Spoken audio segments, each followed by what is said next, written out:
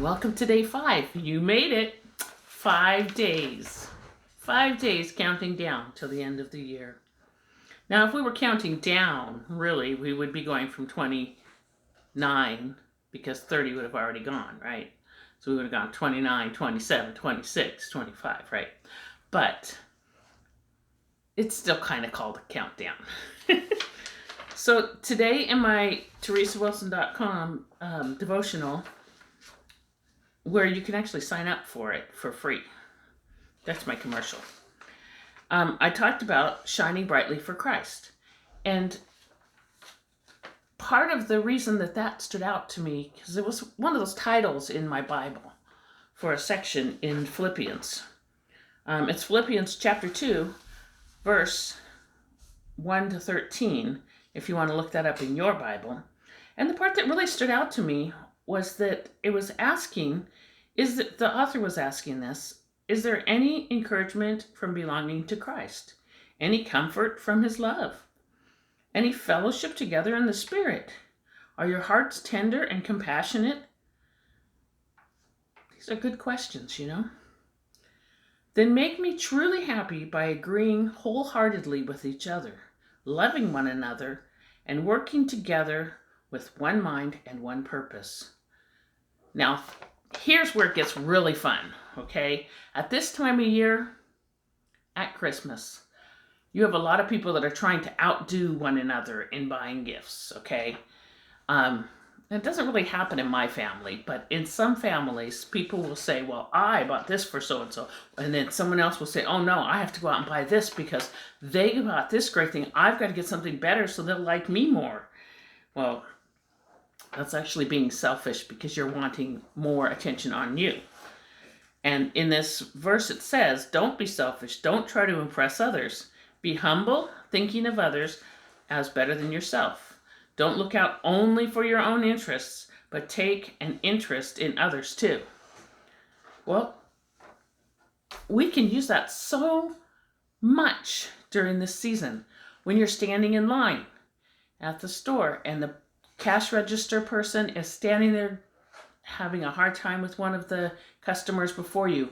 Instead of getting grumbly, you know, when you get up to your turn saying, oh my goodness, that took you so long, then say, hey, how's your day going? It's going to get better. Give them a word of encouragement.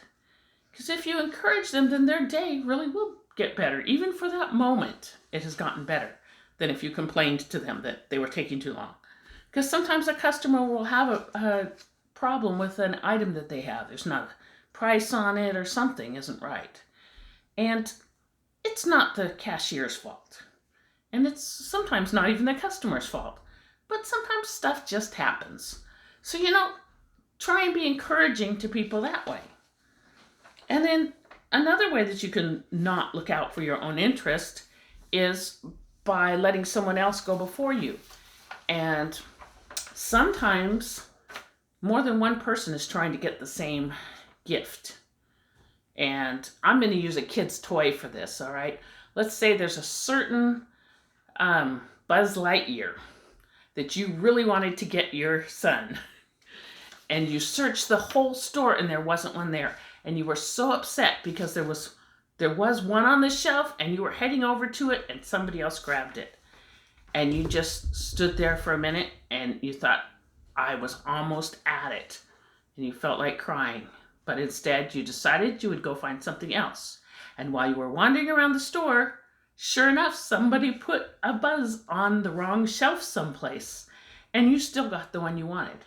Now, that's one way that this person in the story could be considered that they got blessed because they didn't argue with the person over the toy.